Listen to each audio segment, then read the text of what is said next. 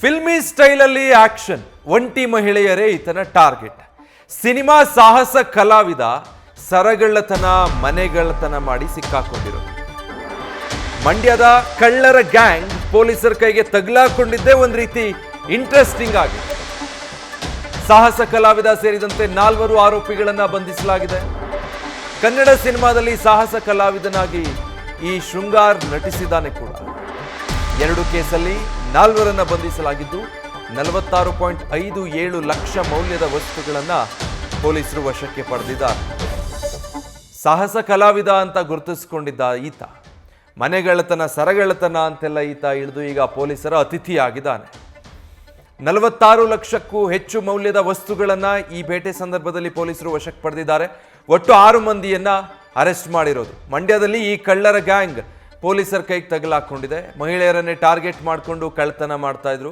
February 9ಕ್ಕೆ ಮಳವಳ್ಳಿಯ ನಾರಾಯಣಪುರದ ಬಳಿ ಸರಗಳ್ಳತನ ಮಾಡಿದ್ರು. Details ಕೊಡ್ತಾರೆ ಈ ಬಗ್ಗೆ ನಮ್ಮ ಮಂಡ್ಯ ಪ್ರತಿನಿಧಿ ನಂದೀಶ್.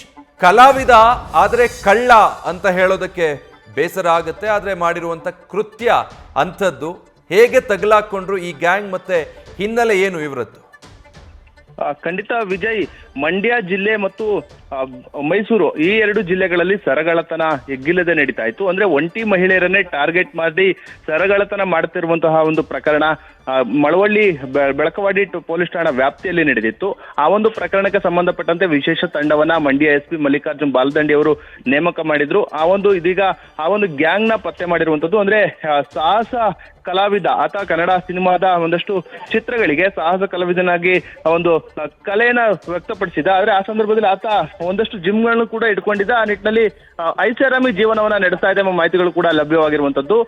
ಆತ ಏನು ಒಳಲು ಗ್ರಾಮದ ಶೃಂಗಾರ್ ಇದ್ದಾನೆ, ಆತ ತನ್ನ ಸ್ನೇಹಿತ ಚೇತನ್ ಜೊತೆಗೂಡಿ ಒಂಟಿ ಮಹಿಳೆಯರನ್ನೇ ಟಾರ್ಗೆಟ್ ಮಾಡಿ ಬೈಕ್ ನಲ್ಲಿ ತೆರಳಿ ಸರಗಳ್ಳತನವನ್ನ ಮಾಡ್ತಾ ಇರುವಂತದ್ದು ಇದೀಗ ಬೆಳಕಿಗೆ ಬಂದಿರುವಂತದ್ದು.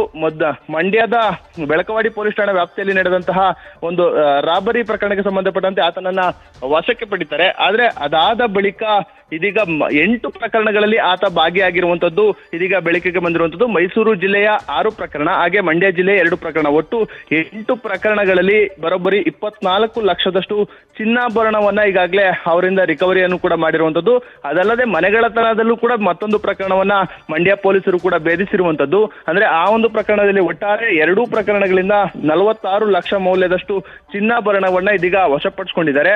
ಅಂದ್ರೆ ಸಾಹಸ ಕಲಾವಿದ ಈ ರೀತಿ ಕಳ್ಳತನಕ್ಕೆ ಕೈ ಹಾಕಿರುವಂತಹ ಕೆಲಸಕ್ಕೂ ಕೂಡ ನಿಜಕ್ಕೂ ಕೂಡ ಒಂದು ರೀತಿ ಅಚ್ಚರಿಗೆ ಕಾರಣ ಆಗಿದೆ. ಯಾಕೆಂದ್ರೆ ಆತ ಹಲವಾರು ಸಿನಿಮಾಗಳಲ್ಲಿ ಸಾಹಸ ಕಲಾವಿದನಾಗಿ ಒಂದು ಕಲೆಯನ್ನ ವ್ಯಕ್ತಪಡಿಸ್ತಾ ಇದ್ದ, ಒಂದು ನಟನೆಯನ್ನು ಕೂಡ ಮಾಡ್ತಾ ಇದ್ದ. ಅದರ ಜೊತೆಗೆ ಜಿಮ್ ಅನ್ನು ಕೂಡ ನಡೆಸ್ತಾ ಇದ್ದ. ಅಂದ್ರೆ ತನ್ನ ಐಷಾರಾಮಿ ಜೀವನಕ್ಕಾಗಿ ಮತ್ತೆ ಮಾಡಿದಂತ ಸಾಲವನ್ನ ತೀರಿಸುವುದಕ್ಕಾಗಿ ಈ ರೀತಿಯ ಸರಗಳ್ಳತನಕ್ಕೆ ಕೈ ಹಾಕಿದ್ದ ಎಂಬ ಮಾಹಿತಿಗಳು ಕೂಡ ಇದೀಗ ಪೊಲೀಸರಿಂದ ಬೆಳಕಿಗೆ ಬಂದಿರುವಂತದ್ದು. ಒಟ್ಟಾರೆ 2 ಪ್ರಕರಣಗಳಲ್ಲಿ 4 ಆರೋಪಿಗಳನ್ನ ಬಂಧಿಸಲಾಗಿದೆ. ಅದರಲ್ಲಿ ಸಾಹಸ ಕಲಾವಿದ ಶೃಂಗಾರ್ ಮಂಡ್ಯದ ಒಳಲು ಗ್ರಾಮದವನು, ಆತನನ್ನು ಕೂಡ ಇದೀಗ ಬಂಧನಕ್ಕೆ ಒಳಪಡಿಸಿರುವಂತದ್ದು.